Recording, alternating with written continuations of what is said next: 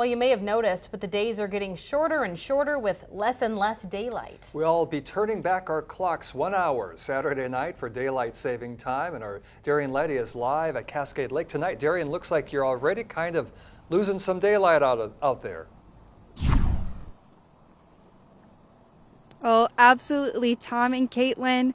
The daylight that we saw today is basically completely gone, which is just another reminder that daylight saving time is upon us. However, some representatives in the Minnesota legislature are trying to lock the clock and get rid of daylight saving time for good.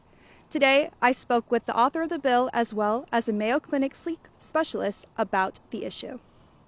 This time of year, our clocks will turn back 1 hour, giving us 1 more hour of daylight in the morning and 1 less hour of daylight in the evening.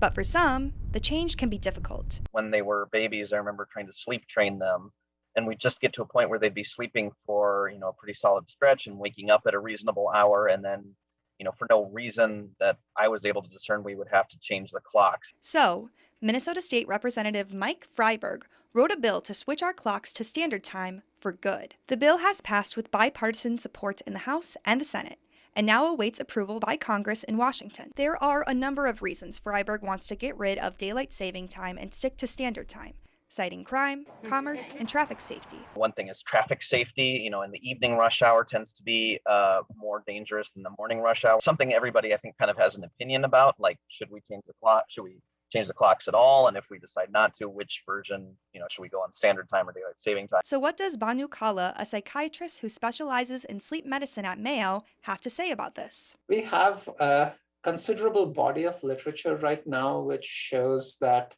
with these abrupt changes, which is what happens with these changes in November and again in spring, there's an increased risk of cardiovascular events. So there are higher rates of heart attacks, strokes. Kala says a regular sleep schedule is one of the main pillars of health, and sunlight actually helps set our internal clocks to help us sleep. With the sun coming up, our body can tell that it is daylight, it's the day. So we have systems in the brain that wake us up, and as it sets, our brain sort of realizes the sun has set, it's time to start shutting down. 19 other states in the U.S. have passed similar bills that would put an end to daylight saving time. This is something I feel like that there's kind of momentum behind. Lots of states are doing it, and those are red states, blue states, northern states, southern states. It doesn't really, there's no, there's, as I said, there's no ideology to it.